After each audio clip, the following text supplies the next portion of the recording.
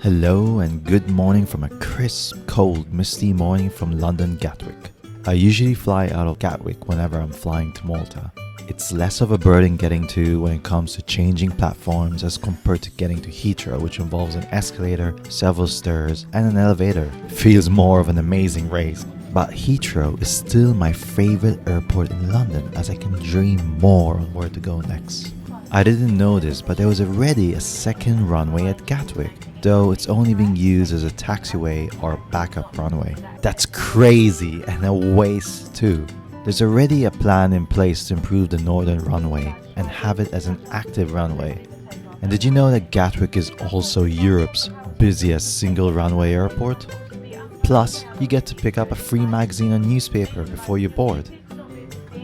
Okay, so this review is going to be a bit of a twist. It's more of a rant. Is British Airways declining thanks to the subsidiary at BA Euroflyer, who operates short-haul destinations from their base in Gatwick? I've flown with British Airways several times on today's route between London Gatwick and Malta. The experience is slightly worsening each time. As I was flying business today, lunch was being served on the flight. Forgetfully, I had left my setting in my online account to have a special meal. Surprised that I had a special meal, I asked the flight attendant if I can opt for one of the other meals on the menu as they looked more appealing. Nope, that wasn't possible. Now, here's the question. Wouldn't British Airways stock a few more extra meals just in case a fussy passenger like myself requests for one? Is British Airways that skint? I heard of cabin crews and other airlines serving their own allocated meals to passengers when an item on the menu has run out.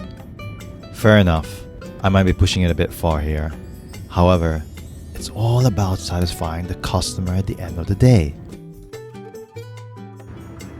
Nevertheless, I had chicken with tomato sauce with potatoes and broccoli. On the side, we had a small ciabatta piece of bread, a fruit bowl, and vegetable bowl. Filled me up, but lacked taste.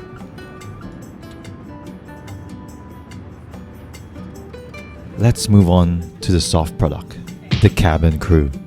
On this particular flight, the flight attendants lacked the warmth welcoming. This was noticeable whilst boarding. I think I've aired out my views. Will I be flying with British Airways on short inter-European flights? The short answer is yes. It's the best out of all the options. What are your thoughts on British Airways? I'd love to hear from you. Do you think British Airways is going downhill too? Post them in the comments below. Thanks again for listening and coming along on this journey. I'll see you soon.